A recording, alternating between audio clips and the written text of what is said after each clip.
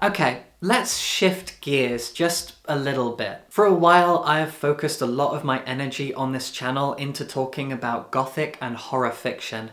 And I'm gonna take a little bit of a break from that. Not entirely, I just have drowned myself in horror lately, and it turns out that it's actually done quite a number on my mental health. I didn't realize how low I was making myself, because I've always treated horror as a vehicle for catharsis, as a way of channeling so many negative emotions. And it has always worked for me. It works for a lot of people, but there's a balancing act that you have to do, and I think I overshot it. So I'm going to be focusing a little bit less on horror fiction for the time being, and I want to focus on happier stuff. In July, I published my debut collection of short horror fiction, and writing this book was an act of exorcism. I put so much of myself into this, writing it, editing it, putting it all together. It took a lot out of me. And in the meantime, I was reading a lot of horror fiction as well, and while I do see horror as a form of catharsis, you can overdo it. And so for a while at least, the things that I read and write are going to be more adventure focused,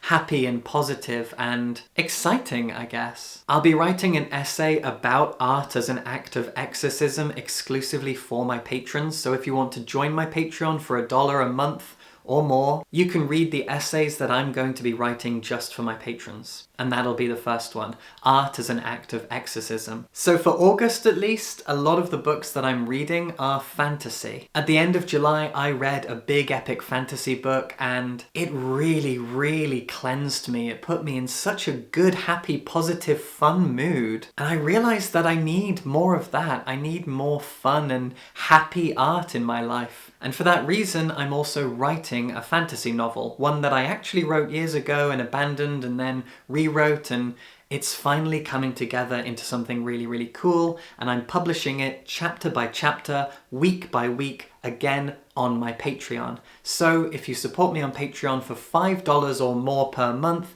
you get to read my fantasy novel as it comes out chapter by chapter.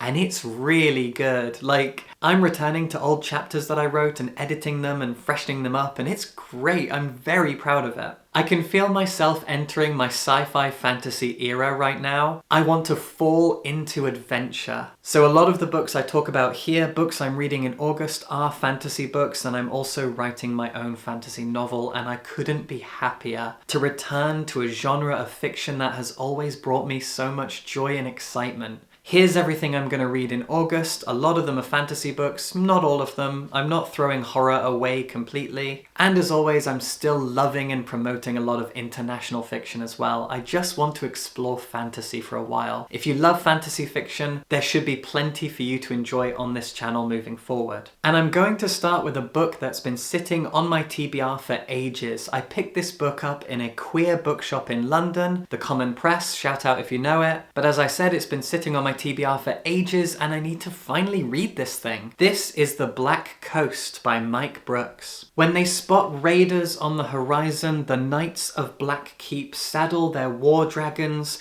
preparing to defend their people. But this time the raiders have not come to pillage. Driven from their own land by a demonic despot prophesizing the end of the world, this raiding fleet comes in search of a new home. Meanwhile, the wider continent of Narita is lurching towards war. The settlement at Black Keep is about to be caught in the crossfire, if only its new mismatched society can survive. This sounds like so much fun. It's not too long, although never mind, it's 600 pages, but I just read an 800-page fantasy novel, and this feels to hold particularly small compared to that one. I'll probably end up reading fewer books this month because a lot of them are going to be big, long, epic fantasy, and I'm so excited to finally jump into this thing. It's so pretty. Apparently it's queer, I'm not entirely sure how, but yay! Here's a really exciting review copy that I received from And Other Stories. This is the brand new novella by Eva Baltasar,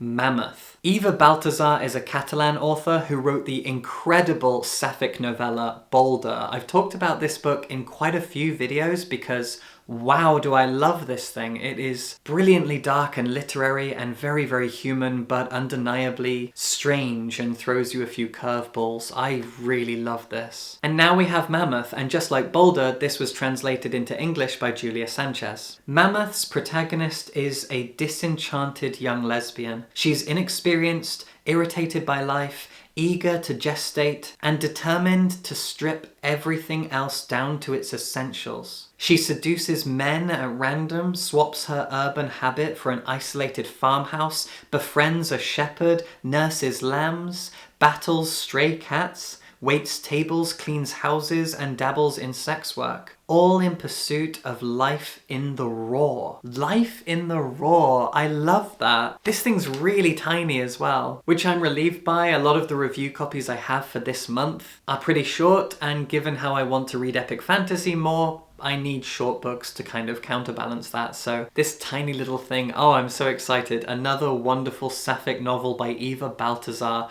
author of The Amazing Boulder. Another very exciting fantasy novel that I've had on my TBR for ages is The City We Became by N.K. Jemisin. Like so many fantasy fans, I absolutely adore Jemison's Broken Earth trilogy. They are some of the best fantasy novels ever written. And when this hit paperback, I went into an independent bookshop in London in like 2019 and bought this immediately the day it came out. And I didn't read it because for those 5 years and more than that, I haven't actually really been in the mood for fantasy. My love for fantasy died so many years ago, which is why I never finished my fantasy book, etc, etc. But I knew I was going to read this eventually, so I picked it up. Now it's finally time. Dazzling with imagination, brimming with passion, and crackling with wit, The City We Became is a modern masterpiece of culture, identity, magic, and myth in contemporary New York City. Every great city has a soul, and some are ancient as myths. Others are as new and destructive as children. New York, she's got 6. And all 6 will be called to arms in the greatest battle the city has ever fought. N.K. Jemisin writing an urban fantasy novel about one of the great cities in the world. Oh, I am so excited to finally read this thing. It's been staring at me for 5 years. Ah, finally. I'm pretty sure I talked about this book last month. I was planning on reading it for July because although it said it came out in August, I kept seeing it in bookshops, so I was a little baffled. In the end, I didn't read it in July, and that's a good thing because Bloomsbury just sent me a finished hardcover. Isn't this thing gorgeous? This is the sequel to I Want to Die But I Want to Eat Tteokbokki by Baek Se-hee. It's called I Want to Die, But I Still Want to Eat Tteokbokki. This book, like the first one, was translated by Anton He, and just like the first one, it is basically the manuscript of a bunch of therapy sessions. Baek Se-hee was struggling and she started going to therapy, and she wrote her therapy sessions down into a book. It's a pretty novel idea, even though, well, it's not a novel. And we have more of them. That's all this is. It is a continuation of what happened when she started going to therapy. If you're interested, it's out in August. You're about to notice a pattern of me buying exciting new fantasy novels and not reading them because I've not been in the mood for them. But because I've had this long-standing love for the genre, every time a really exciting looking new fantasy novel comes my way, I can't help but buy it in case it sparks something in me to start reading fantasy again, and well, they haven't until now. And for that reason, Phoenix Extravagant by Yoon Ha Lee has been sitting on my TBR for years. I recently got back into fantasy, so I picked up Yoon Ha Lee's first book, Nine Fox Gambit, which is sci-fi, and this month I'm going to read both, or at least one of them. We'll see which. Yoon Ha Lee is also a trans guy, and well, as a trans writer myself, I've been reading a lot of trans writers recently, so I'm super excited to check these out. But I love the fact that he started with sci-fi and then moved into fantasy, and as far as I know, the protagonist of Phoenix Extravagant is non-binary. I don't know if I've ever read a fantasy or science fiction novel with a non-binary protagonist before.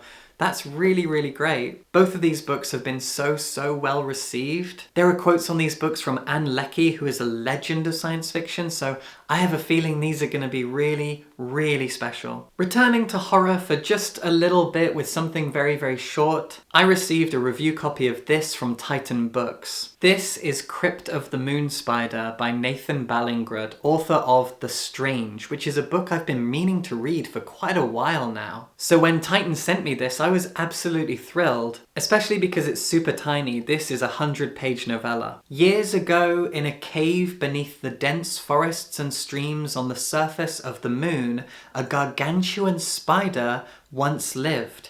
Its silk granted its first worshippers immense faculties of power and awe. It's now 1923 and Veronica Brinkley is touching down on the moon for her intake at the Barrowfield Home for Treatment of the Melancholy. Dr. Barrington Cull's invasive and highly successful treatments have been lauded by many, and they're so simple. All it takes is a little spider silk in the amygdala, maybe a strand or two in the prefrontal cortex, and perhaps an inch in the hippocampus for near evisceration of those troublesome thoughts and ideas. But trouble lurks in many a mind at this facility, and although the spider's been dead for years, its denizens are not. Someone or something is up to no good, and Veronica just might be the cause. Oh, that sounds fun. I know I don't want to read a lot of horror right now, but I'm gonna treat myself to this one, and I'll let you know if you should too. Speaking of treats, I had a bad day the other day, and I did some retail therapy, and I treated myself to this book. This is The Goblin Emperor by Catherine Addison. I bought it kind of as a promise to myself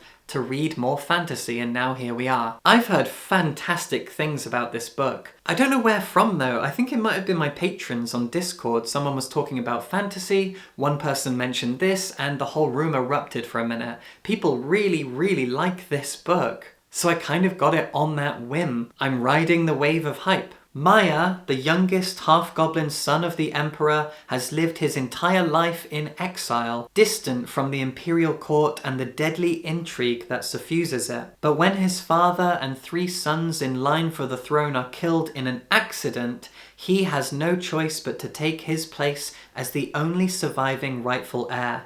Surrounded by sycophants and overwhelmed by the burdens of his new life, he can trust nobody. Amid the swirl of plots to depose him, offers of arranged marriages, and the spectres of the unknown conspirators, he must quickly adjust to life as the Goblin Emperor. Now, I read the first few pages of this while I was standing in the bookshop deciding whether or not to get it, and the dialogue is written in a very convincing Shakespearean dialect. Usually that kind of thing might be read as cringe, but it works here, and so it got me excited to read it. Let's see if it's as good as everyone says. The final review copy I have for August is kind of a double-edged sword. This was sent to me by Orbit, and it's really good timing because I'm back into science fiction, so I'm thrilled about that, but I read the first book from this author and I didn't like it that much. There was a lot of good to it, but also a lot of bad, and I did a video about that. This is The Mercy of Gods by James S.A. Corey. James Corey, who's actually 2 men who use the name James Corey as a pen name, wrote The Expanse, which was kind of touted as Game of Thrones in space. It's a big, huge sci-fi epic. I read the first one. As I said, I thought it was only okay. Very, very misogynistic, very, very capitalist. It felt very narrow-minded for a science fiction story. It really wasn't about, oh, what could possibly happen, but rather capitalism in space, male protagonists, very wooden, treating women like crap. There was machismo and dullness to it that just felt very uninspiring. So I didn't watch the TV show, I didn't continue with the book series, although I have heard that the show is better than the books in a lot of ways. And now we have The Mercy of Gods. I don't know whether or not to be excited. I do think I'll give it a go though, because The Expanse is done. That was a long-running series. Who knows how much these authors have changed in that time, so I'm willing to give it a shot. The Carricks, part Empire, part Hive, have waged wars of conquest for centuries, destroying or enslaving species across the galaxy. Now they are facing a great and deathless enemy. The key to their survival may rest with the humans of Ungeen. David Alcor, is that a Welsh name? I think that's a Welsh name. David Alcor is assistant to a brilliant scientist and his research team. Then the Carrick's ships descend, decimating the human population and taking the best and brightest of Anjin society away to serve on the Carrick's homeworld. And David is swept along with them. They are set in a competition against other captive species, with extinction as the price of failure. Only David and a handful of his companions understand the deeper game that they must play to survive, learning to understand and manipulate the Carricks themselves. The blurb actually carries on. That's a really long blurb, so I'm gonna stop there. Like I said, I'm on the fence about this. I think I need to read it to find out if Corey has changed and gotten better as a writer. It does sound fun. I guess we'll see. And finally, I'm doing something just for a little bit of fun. Well, I am taking it seriously, you'll see. I was in a charity shop recently and I saw a pristine copy of A Court of Thorns and Roses by Sarah J. Maas. I don't know if Sarah J. Maas is a Zionist or not. I've done some research and it's very unclear. Pretty inconclusive stuff. If people are calling her a Zionist because she's Jewish, that's anti-Semitic, and I won't stand for it. But if she does ever say anything that's anti-Palestinian or generally Zionistic, well, I'm glad I bought this in a charity shop. But there's no denying that her books are a cult. A lot of women love her books with the same amount of crazy fervour that a lot of men love Brandon Sanderson, who absolutely is problematic and I absolutely want to stay away from. But I can't resist anymore. I have to understand A Court of Thorns and Roses. This whole A Thing of Things and Things fantasy trope trend thing, I've been making fun of it for years, but what if it's actually good? I feel like I need to find out, so I'm going to read this book, I'm going to dissect it, I'm going to find out if it's actually for me, if it's actually any good, or if this really is just a Kool-Aid situation and everyone's gone mad. I'm going to read A Court of Thorns and Roses. There you go, there's everything I'm going to read in August probably. That was 10 books, I think that's all I'll be able to get through because a lot of them are pretty big epic fantasy things. I'm so excited to read some fun, adventure-filled stories because my brain has been in the gutter recently and I didn't even notice. I had no idea that I was not doing well until I picked up a fantasy novel for a bit of escapism and I felt better, like so much better. Let's see how far my fantasy renaissance goes. I'm really excited to find out. Let me know in the comments what you're reading in August. And if you want to read my book chapter by chapter as I write it, you can do so by supporting me on patreon.com/WillowTalksBooks. Thanks for watching and subscribe for books.